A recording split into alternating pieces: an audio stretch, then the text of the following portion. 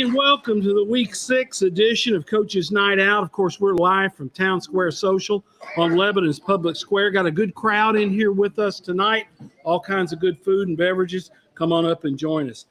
Town Square Social is the site. 145 Public Square, Lebanon, open for lunch and dinner 7 days a week. Advantage Home Solutions, LLC, Donnie Self and Rob Painter among our sponsors. Kenny Salas and the hometown team of Keller Williams Realty, THW Insurance Services, LLC, Cumberland University Athletics, and the October 8th appearance in Lebanon of Tim Tebow, and D.T. McCall and Sons, Lebanon, Carthage, Lafayette, Franklin, and Cookeville. Let me run through tonight's schedule as we wait for Chuck Gentry to get here, head coach at Lebanon High. This is Week 6 of the high school football season. September 23rd, Friday night, Mount Juliet at Wilson Central, in what should be another good game in this series between these two local 5A football programs. Maplewood plays at number 1 ranked Friendship Christian. The Commanders rank number 1 in Division 2A.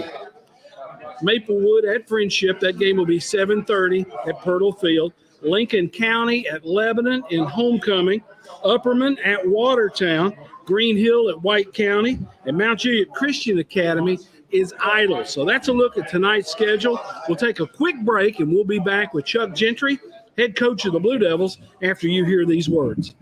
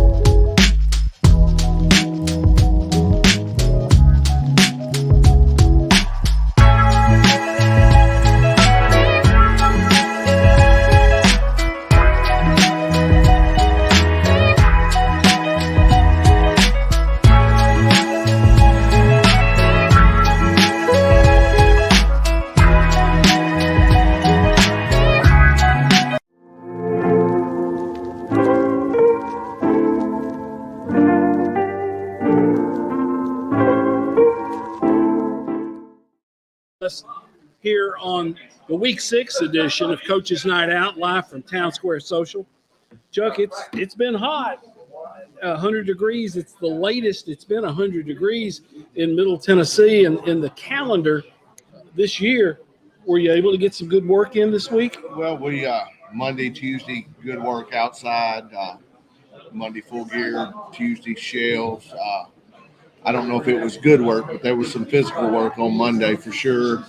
Tuesday, because we didn't have knee pads and pants on, not as much, but we got after it pretty good. And then today we went out in what we could for an hour, and then we went indoors and put shoulder pads and helmet on and tried to get as much as we could. I learned a long time ago that I don't control the weather. Yeah, just play it by ear and go, and that's what we did. And we picked a good time to get a little warmer, I guess, because I told the kids, you're lucky that it's warmer, because we would have been 3 Mondays in a row, Monday, and then we'd ended up on Thursday. So hopefully we're pretty healthy and should be hopefully ready to play on Friday. When you looked at film from that Coffee County game, there had to be a lot to correct. Well, we didn't play good football. No. We didn't play good football on defense. We didn't play good football on special teams. We didn't play good football on offense. We didn't coach well. All that falls back on coaching staff and myself. And we went to work at about midnight on Friday night, trying to figure out what we needed to correct and why. What jumped out? What jumped out at you first? Well, first I start with me. I got frustrated when we got the ball back with however much time left, 6 minutes after they scored, and we're still up 2 points. I guess 23-21. We have a running play called. We give the quarterback the opportunity, if there's leverage, to throw it out there. Anthony's stacked behind Nolan. The corner's 10 yards off. Safety's 15 yards deep. Everybody in there probably thinks we're running the ball and running power. And Jalen makes gets a little hurry, gets his feet off balance. That's the one that he bounced into. He bounced to Anthony. If Anthony catches that ball, it's probably a 20 to 30-yard game. Because he's got Sandifer out there blocking for him. And the corner, go two-way go, and the safety's got to make the tackle. You've seen us. We did it last week to Ruben, same way, and got 26 yards, I believe is what it was. But, we had what we wanted. I'd tell him to throw it 100 times out of 100. Yeah. Don't care what anybody else says. That's part of our offense. That's what we do. Well, you throw it 50 times a day in practice. And just one of those things. It didn't work out. Second down, I made a bad call. Got excited and frustrated and everything else in the time. What I thought I saw didn't happen. And we were trying to think that corner would be antsy the next play. Tried to do the same thing and pump it and go, and he didn't budge. So Jalen ate it and threw it away. And then third down, we have what we call a little wide receiver screen with Anthony coming across. We put him by himself. Got the coverage that we wanted. We got it blocked up perfectly. We have a bust in the offensive line. Jalen has to flee to his right and throw off his back foot and incomplete. If he catches that ball, at least we've got them blocked up all the way past the first down marker, and there's a lot of real estate. You got Crowell running in the open field. Yeah. And those, to me, as the head coach and the play caller, those three I can't get out of my head because it should be a good one, me a bad one, and should be another good one. And, and then I get, after the game, I'm like, why didn't you run the ball 3 times? But again, then I watch it and I start thinking about it. Maybe I shouldn't, maybe I should have run the ball once. Maybe, but, call good, some good plays, some bad plays. It is what it is. But, I told the kids on Monday, that's my fault. I want you to understand that's my fault. But, we didn't fit things right. We missed tackles. We're not playing responsibility football like we're capable of. We're not catching the football when we need to, not throwing the ball how we need to. There were some good things, but, just not the product that we want to put on the field. Don't know why. I've had 11 questions about calls and stuff. Didn't go our way, and that's the way it goes. Well, and so it is what it is. To me, play calls are something you look at after the fact, because if they work, nobody says anything. But anybody can second guess a play call. What I wanted to ask you about, defensively, second week in a row, a quarterback really cut Lebanon up. Mm-hmm. And we've got people not playing assignment football, maybe trying to worry about making their tackle. I want to make the tackle instead of playing your gap, playing your assignment, doing things that we need to do to let somebody else be free. We had some that didn't read right, didn't fit right. We had probably more missed tackles in that game than any game in 3 years. Wow. Very, very possibly. We worked a lot on tackling this week. There's times where we make a tackle, we get them off the. We get them. It's a different scenario. For instance, 3rd and I guess 11, maybe 10. They run a little shallow across with the wide receiver. First of all, it's hot and behind him, and he catches it with one hand, and he's running, and we have a chance to, 2 of us vice tackling and get him down, and maybe it's 4th and 5. Right. We have one that doesn't do his part of the vice, and instead it's 4th and a couple of inches. So they're able to get in their wishbone and very makeable. If it's 4th and 5, they got a decision to make. Right. And it's a little bit different. Am I going to kick this field goal right now and try it? Or am I going to go for it with the possibility if I miss it, this game's over? But, it's just assignment football, and you have to do your job. If there's 11 men on the string and one don't do their job, then it's the way it is. But not tackling, not playing assignment football. And I'm going to say this, I don't feel like that we overall played with the effort and energy that we have at times. And I told our kids this. I had somebody tell me that they listened to the other broadcasts, I guess, going down before they got to the game. And they were talking about how Coffee County was excited to play us, excited to play kids with some offers and things like that. And I don't know as if we were excited to play them. And, I hate to say this because I'm in charge of it, but maybe they wanted it more than we did. And we have done some major soul searching this week about what do we want, who are we, can we get that per se eye of the tiger back, can we get that? And so we will see on Friday to see what we're made of. I told them, and I probably shouldn't say this, but I'm going to say it. We buy you the nicest helmets we can buy you, the nicest shoulder pads, the Nike stuff. You're wearing the same stuff that some of these colleges are wearing. But the thing that I cannot provide is the heart and the guts that you go out there and play with on Friday night.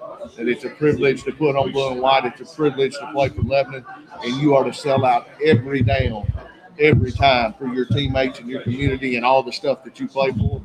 And so I challenged our coaches, I challenged myself, I challenged them that we've got to be better, and we'll see how we respond.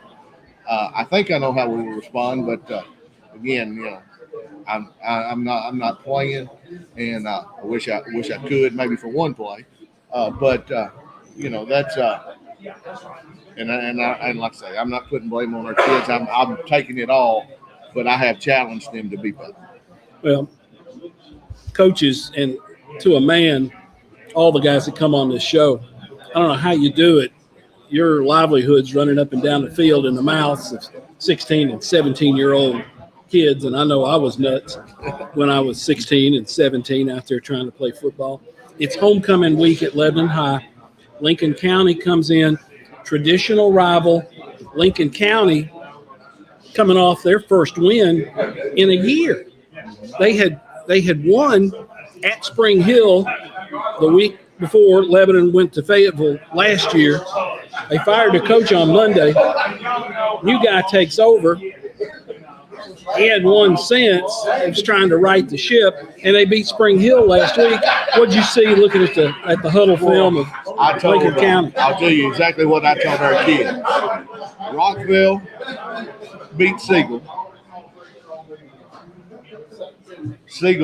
Rockville kicked a long field goal as time run out to beat Lincoln County. And so there you have it. They've been beat by Centennial, who is I believe maybe undefeated right now. Good football team. Nolensville, who's ranked high in the state. Yeah. Giles County, who's ranked high in the state, and then Rockville. So they're been beat by 4 pretty good teams, and then they won last week. And I just told our kids they're going to look at our last 2 games and think, well, this ain't the same Lebanon that we played last year. Yeah. And they are not the same Lincoln County team that we played last year.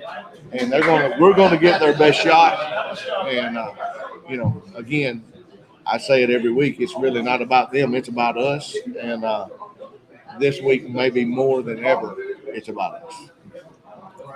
when we played Lincoln County a year ago, they were in the midst of that coaching change. They looked a little discombobulated. Obviously, they don't look that way now. No, they are running the football, running it with authority. A lot of downhill stuff with their tailback and quarterback, and not a lot of flash. A lot of what we power, counter lead stuff, that zone stuff that we do, and then or zone lock with ISO. And then on defense, they kind of settled into a 50, but they've been in a 50, a 4-4, and a 3-3. So who knows what we'll get? We'll have to see it, and block it, and adjust on the fly. But you could tell that they are getting better and are a much improved football. Is homecoming a distraction at all? I mean, sometimes we make a big deal out of it, and 7 o'clock Friday night, you got a football game to play. Year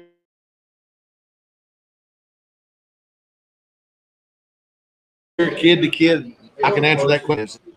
I took a little flack for it, but 3 years ago, I guess, we had 3 starters out there in the homecoming court, and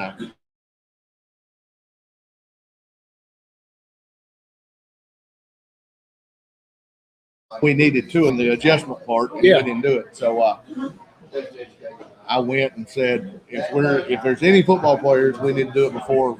Well, we're not doing it before. Then I said, well, I don't want any football players. So I told them they can be in the basketball homecoming all they want to, but it's our job to play football. I don't think it's a distraction. Now, we got a parade going through town. That's different. We got a pep rally. That's different. Most of the kids love that. They relax. Time of your life, you know how it is. Like you just said a few minutes ago, we talked about how we were maybe knuckleheads when we were 16, 17. Well, we all, these kids, probably won't be thinking about the ball game until we get through with team meal and get down there. And it's not the old days where you sit there and be quiet and we're focused. And so I don't know if it'll have an adjustment. I hope that we're mature enough to handle it. I told them what our job was. I told them how I felt about the parade and the pep rally and everything. I told them I want them to enjoy themselves, but there's a time and a place for everything, and I hope we can be mature enough to handle it. Let me run through a couple of things here, Chuck. You mentioned the pregame meal. Meals, again, sponsored by several folks in the community. Thursday, varsity and 9th grade meal will be sponsored by Rocky Valley Baptist Church, Pastor Jason Mull. Friday will be varsity only, and that's sponsored by Riggins Construction, Travis Riggins, making that possible to feed this bunch.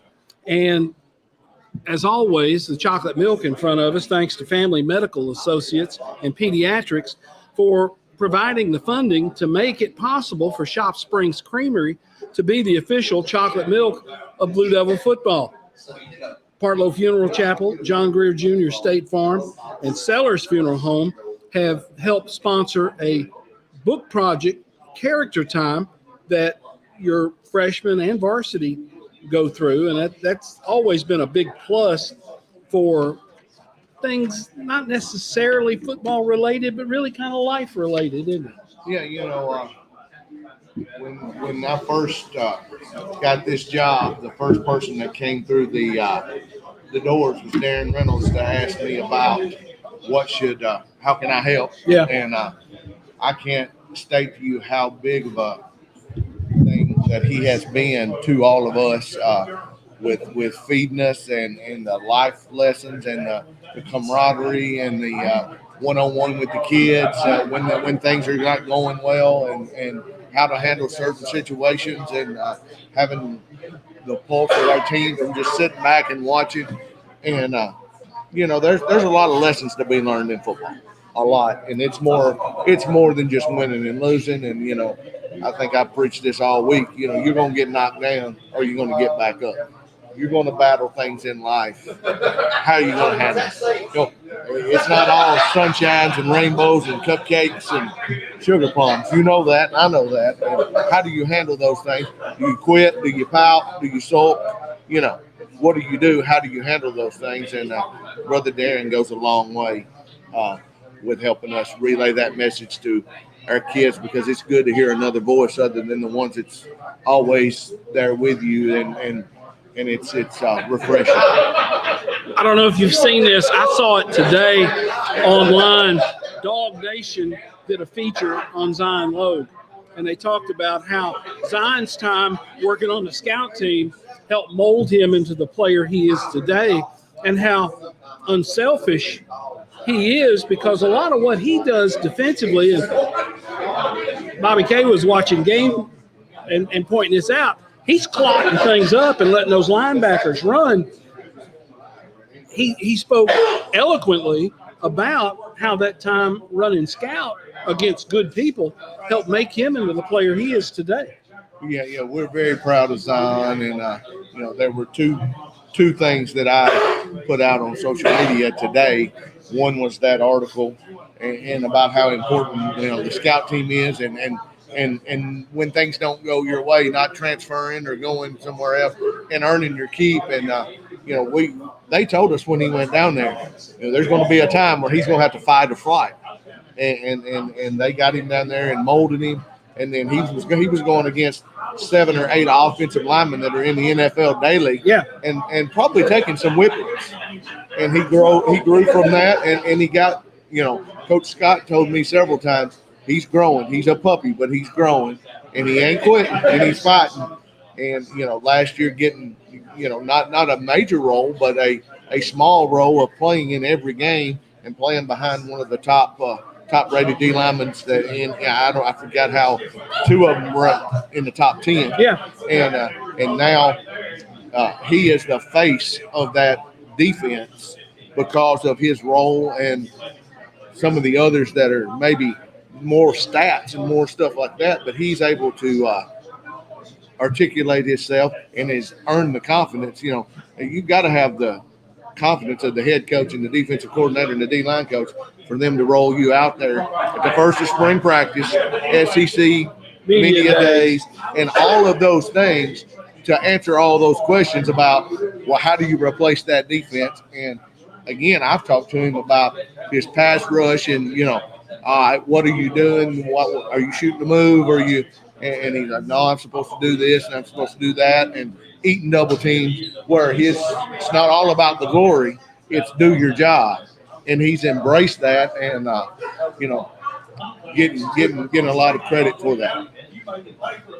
Coach's Night Out airs on 3 Facebook platforms all the time.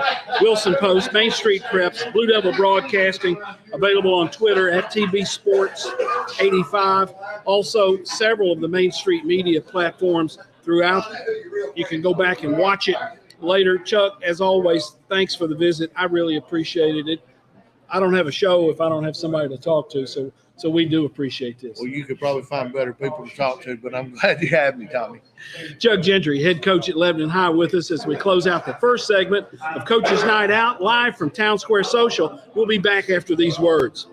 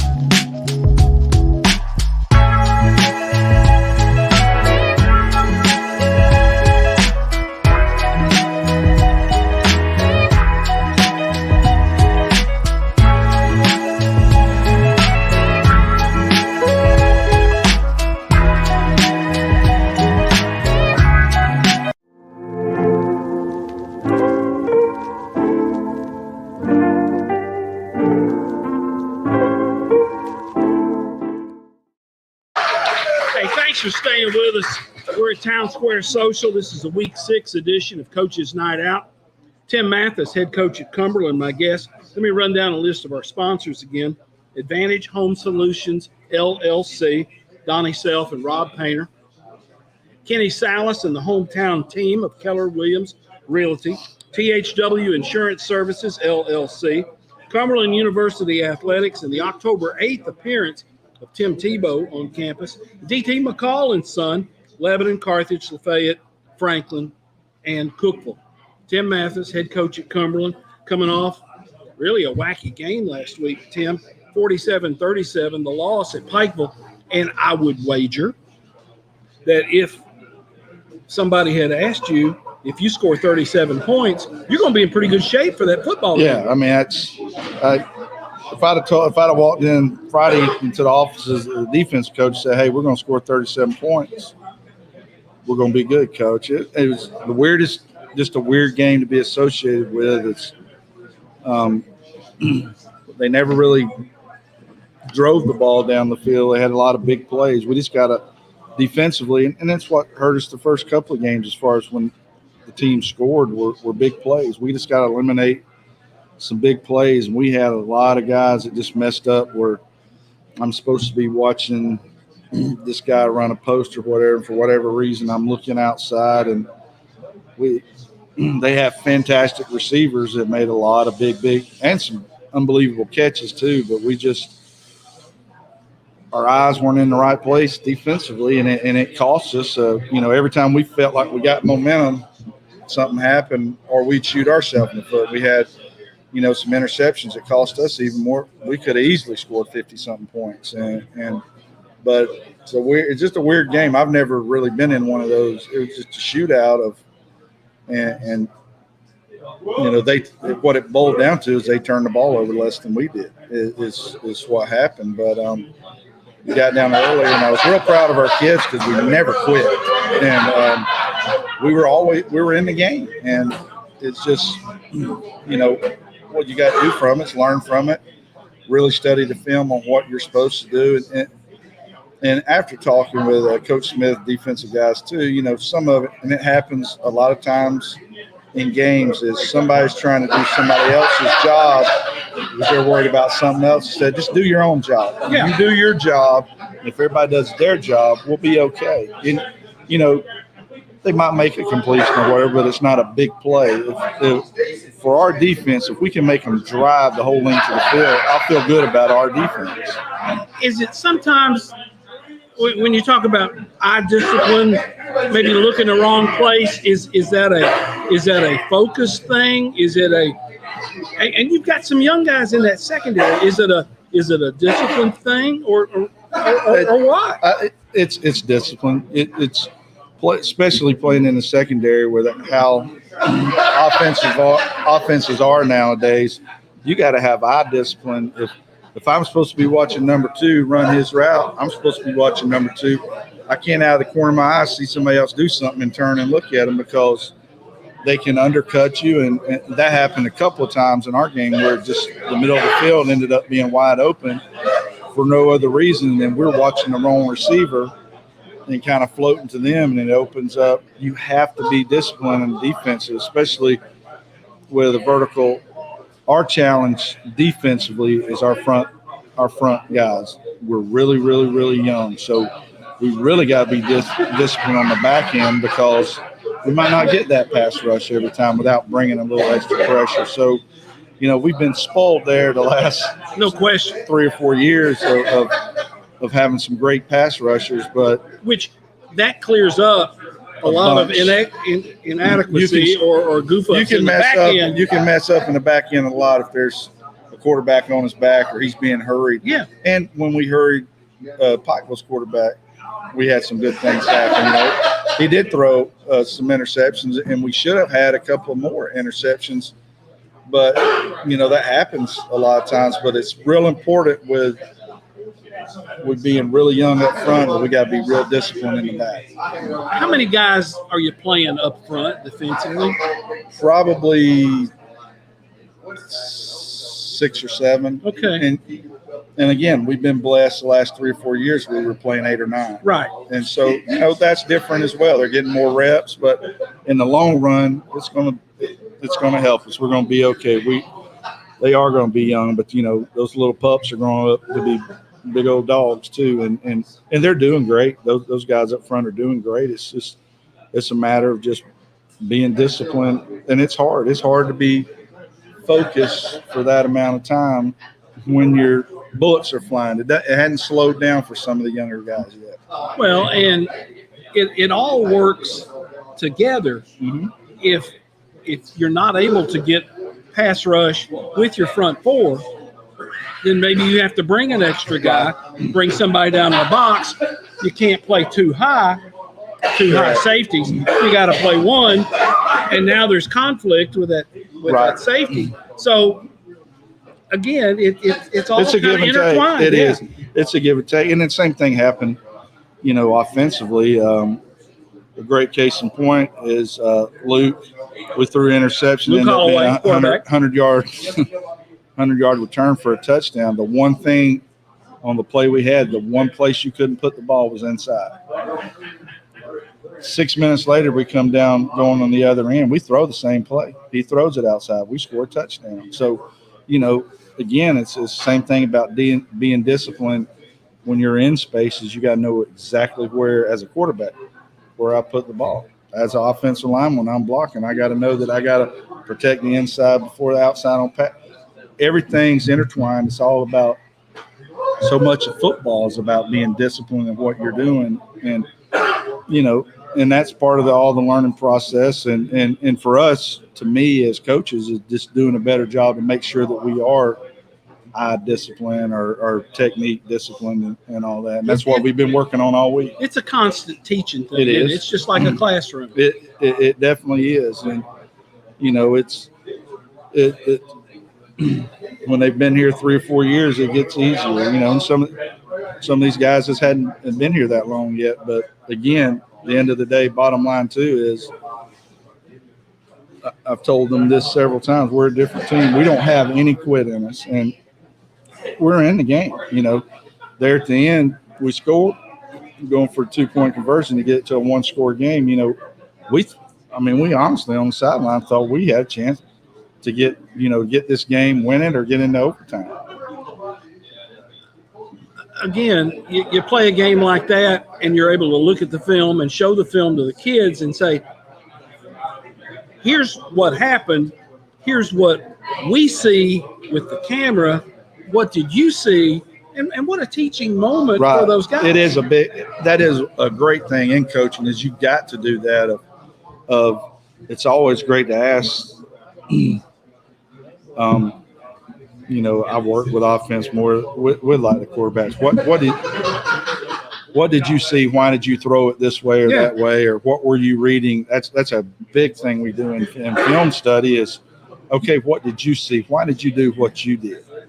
And, that's when you do correct them where, you shouldn't even be, that's when I was talking about the eye discipline. You shouldn't be looking there. If that's what you saw, you need to be looking here. And you just got to correct those things. And I always challenge our coaches as part of that is, as you reflect on it too, are we doing something that's too difficult? Do we need to make it less difficult, less demanding? Because the biggest thing in football is you want to make it as simple as possible so they'll fly around and play just fast. turn loose and play. Right. And I think I made this point in a story early in the preseason that when looking at your 2 deep, you got an awful lot of freshmen, redshirt freshmen, some sophomores who maybe got some time. You got a lot of young guys out there playing. So at some point, that's going to pay off. It is, and that's why the game will slow down. But you can help it slow down a lot as coaches. Is don't make it so complicated. Don't try to get too cute in what you're doing. I joke around all the time. Sometime with our coaches, we start doing some stuff, and I'm like, I can't play for y'all. This is too complicated, But I make it as a point of, let's dummy this down. Not that we're dumb players, but it is. The simpler you make it, the faster we're going to play. And we got a lot of talented players. So we can make it complicated as they get more years under their belt. You can make it more complicated, but it is about trying to get it as simple as you can get it so they can just fly around. Well, so offensive linemen, they know without a shadow of a doubt what my rule is, who I'm going to block. If they get a crease, your backs don't need gaping holes. Right. They need just a crease up in there. Right. And that's, and that's what we got to rely on. And, even this past week, Corey couldn't play this past week, but Traylon and Nick did a great job.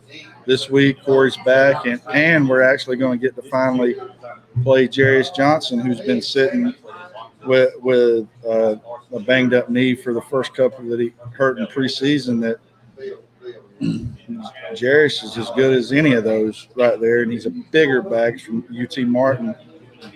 He's a lot bigger back that, that's going to be our strong suit. We've got to be able to get those guys involved because, like you said, if we just get some creases for these guys, we can gash football teams. Well, and then that opens up your play action game. If they've got to get involved, if the defensive unit has got to get involved in stopping a run, play fake, play action, go over the top. And just, we were really successful against Pike Run and a couple fourth quarter against Weber, just some RPO stuff of, okay, you're going to bring that 8th defender, we're going to pull it and just hit you right over the top of that 8th defender. It's really hard, and that's why we're scoring more points this year. It's really hard to defend. Yeah. Really, if we read it right, the defense can't be right. So, we're excited. We're excited for the opportunity to get to play Georgetown, number 8 team in the country, and we definitely think we can match up and play with them. Georgetown went under some upheaval in that their coaching staff kind of got blown up. They left. The head coach who'd been there forever. I've gone blank on his. Coach Cronin. Coach Cronin leaves, retires. Lindsey Wilson's head coach takes that job. Georgetown's defensive coordinator gets the job Cumberland's. At the Cumberland's. So there's been a big switcheroo there in the Mid-South Conference. What are you going to see when Georgetown rolls in here Saturday? Georgetown's offense is going to be what Lindsey Wilson's offense was. It's basically Coach Oliver took his offensive staff to Georgetown. So, good thing is they don't have that dynamic quarterback that Lindsey Wilson had.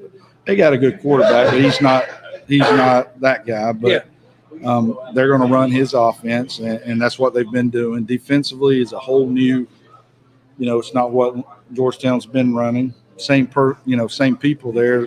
They had a lot of returners or whatever, but on paper that they send as a 2 deep, it's a 3-3 defense. Really looks a lot of 3-4 stuff when but you can do that out of 3-3. It's kind of like our 4-2-5. You can get in any defense from it. Just move one linebacker and you change the whole They have look. a lot of 4. It's really a shade eagle type of the 50 defense that they run a lot of. But they're I think their strength is their front guys. They're pretty, that was Georgetown. They got a 2-time All-American outside linebacker who's really a rush end is what he is. He's a pass rusher and got a really good inside linebacker. It's like 6'2", 6'3". He's a dude. He's a really good football player. So it'll be a challenge for that point, but we do know, we've got enough game film on them now to know what they're going to do, and they, those kids are adjusting to that whole staff too. So it's not like it's just clicking away. But it's also Mid-South football. They hadn't really necessarily blown anybody away. They played Faulkner this past week, and it wasn't. Faulkner kept it close with him, so I don't think it was the Lindsey Wilson juggernaut of pass that he had, but they're going to be prepared. Chris he's a great coach and does a tremendous job, so we know that they're going to be ready to go, and we got to step up to the challenge and play better than we did last week. If we do that, we got a great chance of being competitive with them. It's been hot. It's been like Africa hot out there the last couple of days. Listen, man, and you couldn't go full pads, right? Yeah, somebody needs to put the propellers and move the earth back away from the sun. I think we're next to Mercury right now. But it's crazy as late as it is, but I told the kids at the end of practice today, and we've had 2 good practices. It's, we can only do what we can only handle what's given to us. Yeah. We can't change the weather. We can't do anything, but you got to roll with what you're given. And again, this team has answered that. And, we haven't had any trouble preparing for them. We got to practice and we got to go out there and it's been hot. Hopefully, heck, it wouldn't hurt my feelings if it was 180 degrees when Georgetown, because they're not practicing in this heat or whatever. Yeah. And so, we'll go with whatever. If it's the way this weather's been, it might be minus 24 and it might be polar bears standing beside me. Supposedly it's going to be 74 degrees tomorrow afternoon, and it was 100 today. Yeah. Who can figure this? I don't know, but I can tell you this. It was not fun in the heat today, just being out there. The kids handled a lot better. This 50-year-old fat guy I'm over there sticking my head in the water cooler just saying dump the ice in it. Just leave me behind, guys. Leave me to just be with the vultures. What's the Thursday typical practice for you anyway? It's just a fast-paced mop-up. It's just polish everything, go over all special teams. We had every special teams. We do a couple during the week, but we had all of them on Thursday, and it's just offense and defense just polish up. We do a little red zone skelly against each other, but it's really just to polish up and finalize the game plan. We've had 2 days of we like this, we like that, and then it's just this is what we're doing and just try to polish it up. Let me say I was on campus yesterday on Tuesday, and I finally got a look at Memorial Hall and the entranceway. It doesn't look like the same place. No. And who would have thought that you could have had that dramatic of a change? And it really has been. And it looks like a lot of the sod's in place now, and the place is starting to look like they want it to. And it's hard. I tell you, it's hard to a really old building like that. It's hard to do something and make it look like it's always been there. And I think they did a good job of making. That it doesn't look like it's out of place. Like they did something really bad to an old building that made it not look good. I think it looks like it's been there forever.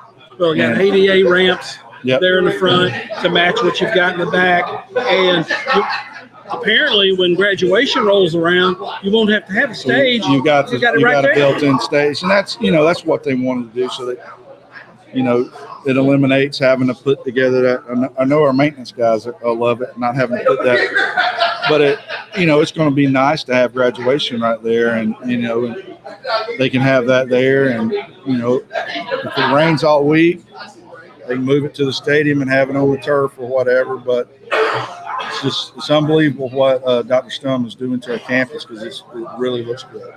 Tim Tebow comes October the 8th. Be a 2:00 public gathering there at Noakes Lassiter Field. Football game at 4 under the lights.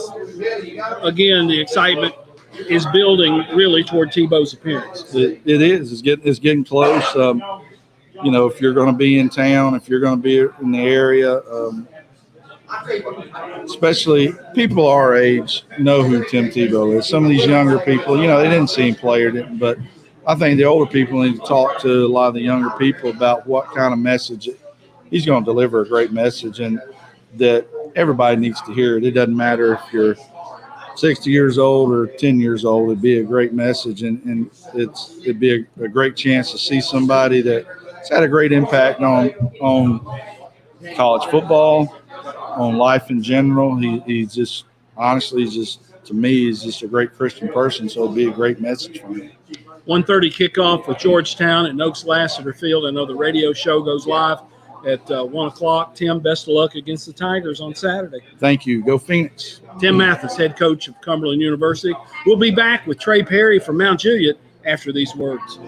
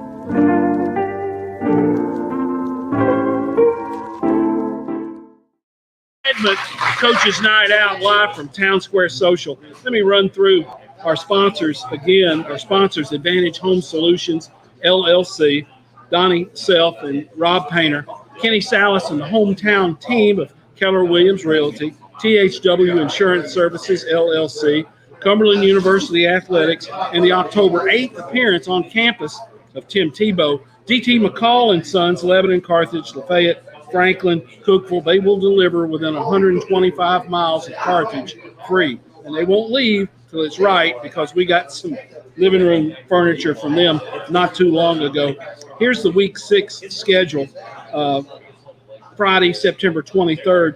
Headline game, Mount Juliet at Wilson Central, Maplewood at Friendship Christian. Friendship ranked number 1 in the Associated Press poll in Division II, Class A. Lincoln County at Lebanon, Upperman at Watertown. That's going to be the MyTV 30 game of the week. And at halftime, the Watertown baseball team will get their state championship rings. So a big night on the east end of the county. Green Hill gets a dose of number 6 as Green Hill goes to White County on Friday night. Mount Juliet Christian is idle. I had Trey Perry, head coach at Mount Juliet, my guest for the final segment, and I did a little Thursday deal with Mo Patton on his show. And this game came up, the White County Mount Juliet game. And he says, well, what do you think? I said, well, I bet the over on that game. And it was unbelievable. You get up 21 points on those guys. They're like vampires. You can't kill them. They keep coming back. And what a game and what a finish to that game where you're kicking a field goal, which you practice this. I've seen you practice. Sudden change, get that field goal team out there. Let's go. Boom, boom, boom. Kick. You got the win. It was like deja vu because it happened last year. Same way. You know, we got a big lead and they stormed back and we had to hold them off at the end. A little less dramatic last year, but yeah, I mean, the thing with us is last year, speaking of last year, you know, we had down the stretch, we had 3 4-quarter leads that we blew that cost us a regional championship. So a lot of our off season was spent talking about finishing and doing those type things. And we did. I mean, you know, even with that, you had the comment about the over. Mine usually was when they asked during the week, I said somebody's band's going to play at the end of every other play. But we did some good things defensively, which is kind of weird to say in a game like that when you give up 330 yards to a guy. But he's the real deal. Malachi Dowles, who we're talking about, who was 2,000 yards last year, was a Mr. Football finalist in Class 5A. He's legit, and his quarterback is a good alternate to him running, and it kind of makes you just can't sell out on Malachi Dowell. Yes, sir. I mean, again, people ask about schematics, how are we going to handle, you know, this is during the week, and I kept saying we can't have 11 eyes on 6 because of 3. Yeah. And it's not just, you know, he runs well, and he's got good balance and those kind of things, but he also reads well. And so White County staff, like Coach Frazier and that staff does an incredible job. Frazier, I think, used to be a quarterback for them back in the day. I think he did too. I remember him. No homegrown, and you know, and they did like. I'm a little bit crazy. I like the chess match sometimes. Yeah. And I felt like there was a lot of that going on Friday night, back and forth. But going back to their scheme, like their power read game is really dangerous. And he gave me a stat at halftime that said Malachi had an 80-yard explosion. Other than that, he had 10 carries for 20 yards. Which you'll take that any day of the week. Every time. But 3 got away. You know, and we gave him a short field once, got some stops. Here's another wild stat. We had more 3-and-outs in that game than we had in any other game this year. They ran, I think, 78 offensive plays is what we had on it. I mean, and that sounds like college football with a fast-paced team. Yeah. We ran 14 plays in the first half and scored 28 points. So incredible. It was that kind of game, yeah. Well, and you're a defensive guy at heart, and when you see that going on, how do you keep from pulling your hair out? Well, one thing that we looked at during the week was our offensive coaches know that. It's no secret. So, Coach, do you want us to change tempo? Because generally we're pretty fast. I mean, we're getting a lot of reps. Well, Malachi played safety. Well, again, a smart coaching staff that week knows our tempo, and we look up about halfway through the second quarter, we're 6, and he's not playing defense. So our halftime adjustment was, let's pump the brakes a little bit, and I think that helped our defense. And we got some skill guys that go both ways and then are in critical, positions. And we got, I think it was 2 or 3 and outs to start the second half too. But so did they. They started stopping us a little bit. But I want to mention Dearius Morton because he had Absolutely. one heck of a game. The kid has been through it. He transferred from NBA, had to sit all his junior year, gets ready to play this fall, and then going into the Gallatin game, has a high ankle sprain, doesn't get to play in the first game he's available to play in, has to wait through the bye week. And then I saw him right before the game Friday night, and I said, you can get a chance to eat tonight. And he did it. 277 yards, 3 touchdowns. He got the football a lot, and you got him outside some, which some people don't know how to run the sweep. They don't know how to run the edge, and that cat does. Well, and both of them did. I mean, that's what everybody asks about Dow. What's the biggest difference that you see in him that separates him from being great and elite? And it's patience. Good point. And he waits, and he waits. He's got a good offensive line too, but he waits, and when he finds it, bam, and that could be anywhere. That could be outside, it could be cut back. And I think that Dearius did a lot of that Friday night too. He's a finisher.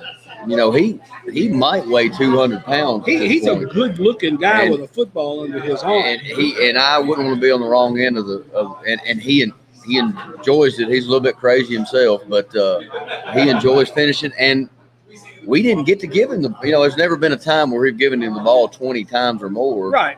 So we also found out that he gets better as he goes, and that's a good sign. Well, and that's a mark of a guy who kind of relishes that job. Right. And and again, I think one of the better comments of the week, we give out teammates of the week every week. We do a little sticker thing, but we gave one to him because he walked into the defensive locker room and he said, "We believe in you. Get a stop. We'll take care of the rest." I don't need a halftime speech for that. Absolutely. Turning your attention to Friday night, you go to Wilson Central. Central's coming off a win. They've struggled, but when you play Wilson Central, Brad Devin and his bunch is going to give you their absolute best effort. No question. No question. And, we took a team over there. We've taken a bunch of teams over there, but we took a team over there in 2018 that I still brag about, that I had supreme confidence in. We're battling in the fourth quarter with a 1-score lead. So we don't expect anything different. Here's what I see out of them. Similar to us, they lost their quarterback in the Lebanon game. Yeah. But the Mayfield kids gotten better every week. They're in the wing tee most of the time, so a lot of their timing is predicated off of that. That's gotten better every week. They've played a tough schedule. I mean, they hosted Springfield a couple weeks ago, who's a top 3 5A team. Springfield's good. Really good, really fast, really a lot of other things. But you said it. I mean, these kids know each other, especially since the rezoning, and we've picked up some kids from Wilson Central, and so it's important. But I know I sound cliched every time, but we need to get to 3-0 in the region, and that's it. At the end of the day, do we wake up on Saturday at 3-0? That's our goal. Well, if you can do that, that puts you in great shape the rest of the way, where all those other region games certainly matter, but you can start stacking some wins on top of that. That's right. And they're looking at it the same way. I mean, they're 1-1 in the region, so a win over us is like 2 wins, and they're right back in the thick of things and in the front of things. So, and then you've got Green Hill at White County. It's another big region game this week. But as you mentioned earlier, but yeah, I think Central, again, I see the progress. Coach Dedman's always done a great job from an alignment standpoint defensively. Schematically, they're going to be sound. Trey Eric does a great job offensively. they're smart about their pace and tempo. Usually it's a little bit more deliberate, but if they need to go fast, they can.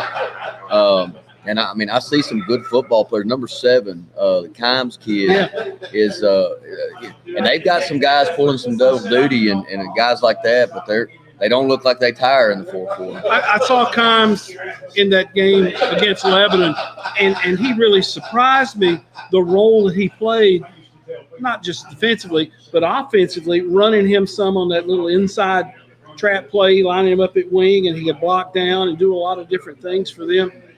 He really helps make them go. He does, and then you look up, and he's on the punt team, and he's on the extra point team, and doing a lot of the special teams work. And like I said, they've got a couple guys that do that. I was impressed with what I saw out of their offensive line. I think they work well together as a group. I think that was a strength for them kind of coming in, and they've done a good job with that. But, again, Friday night watching the tape with them against an improved Hunters Lane team. And when we went over there and did not play well in the first half last year, but Wilson Central put them away quickly. You mentioned Brad Debman, and he runs the defense there at Wilson Central. Brad takes a lot of pride in that and the way that they have played on the defensive side of the football at Wilson Central is to keep everything in front of them, make you go back to the huddle and snap it again. And I know they understand what I'm talking about when I say this. I know you do too. They want to dirty it up a little bit. And I'm not talking 15-yard penalties and personal fouls. They want to get that game down inside a phone booth and play that thing there, which gives them a bit of an edge. It plays to their scheme too, and they do a good job with it. I went to TCU in 2008 because I'm enamored with Gary Patterson, and one thing that I learned while I was in Fort Worth was aligning to win is a lot of the battle defensively. If I can line up and get plus half a man, plus a man as far as hats go, and fits and gaps, and that's one thing they always do well. You can give them 40 different formations, but it don't seem like they're ever lined up bad. Yeah. And that is the ultimate compliment from a schematic standpoint defensively. So that'll be a challenge for us too. Are there a couple of things Mount Juliet's got to do well, particularly maybe early in that football game with Wilson Central? I think that, we've had Tyler now starting the last 3 games. He's done everything we've asked him to do. I think, getting the ball out on the perimeter some is going to be important. Of course, you always say establish your run game. But, obviously, if you stick in the film from last week, you're going to see a primary back. So we expect that out of him again, but get some other guys involved in that. I hope our tempo plays a factor. I think we can change that up a little bit too. We've been working that a little bit, but ultimately it's the same old thing. Don't give them the football. David Cutcliffe said one time, put a foot on the end of the ball at the end of every drive, and things usually work out pretty good. Special teams, pretty balanced for both football teams. Yeah, they've got a great kicker, great long snapper too. The Roundtree kids. Yeah. Going to Air Force, I think, is going to be a snapper for them. There is smooth operation there. And again, well coached on special teams. They get down the field on kickoff. When they don't get it in the end zone, but that's a weapon in and of itself to kick it in the end zone, make you start on the -20. And you'll run into some teams that may take a little bit off from a special team standpoint. They may leave their defense out there instead of a punt block team or do different things like that. But Wilson Central is always very well coached in that area. And I always tell my guys they call them special teams for a reason. Let me switch gears, go back to White County just for a moment. White County scores late and decides to go for 2. They get it. They got the lead. They kick to Mount Juliet. It's a squib line drive deal, and whoever your up man was smart enough to catch it and go immediately down and not run more clock. Who was that kid? That's Cason Walls. His dad's actually our West Wilson Middle School head coach, so he'd been taught the right way. He actually asked in meetings on Sunday, was that the right thing? We're like, yeah. You did that right. That gave us a chance to get to the next part. Then you get to the next play, and in the headset you hear Colt Carver, who played quarterback for Mount Juliet, is now your OC, says, we're going to run hook and lateral. And I believe my exact comment was, we haven't completed that on air in practice. But this is where you got to trust your people, and you know, because I had switched over, but Adam Brown was right there next to me, and he said, I think we have something here, and you know, first thing you got to make sure you get the good throw on our in cutting route, which is Cisse Daniel. Yes, sir. Catching a little in route. Right, and the neat part you see on film, Tyler gets rid of it. We protect it. Tyler gets rid of it, throws it right where he needs to throw it. Cisse never even gets the ball all the way in because White County does the right thing and starts to bring him down. So he sort of, and I'm not making this up, I don't know if he did it on purpose or not, but what he did was as he was bringing it in, he led Keon on the pitch, which is impressive. But as he did it, he sort of moved his arms out and just kept backpedaling, and he screamed about two guys. And I mean, it was legal, you know, and Keon hit the edge and did what he did. He got 15 and then gets tackled out of bounds for 15 more, and you're in position. You run one play to kind of center the football, and you turn it over to your kicker. And I almost messed that up because there were 6 seconds left, and football players want to make football plays, so Tyler was moving a little bit forward, and White County, again, well coached, they hold him up. Oh, God. So I'm bang, bang, bang, bang, bang, you know, and they did stop forward progress. We had a second. But my other thought was, I do not want to kick off to Malachi Dow in any way, shape, form, or fashion. So that worked out. No, and when you kicked it with 1 second left, it was do or die there. That's right. Because if you got a bad snap with 7 seconds, you can fall down on it, kick it again, but it was it. We had that thought, and him touching the ball sort of outweighed it for me. I had confidence in our snapper and holder, Mark Snuda, and you know, Daniel. I mean, sophomore in that situation, I wouldn't want to do it. I wouldn't want to do it right now, you know, but he stuck it through the uprights.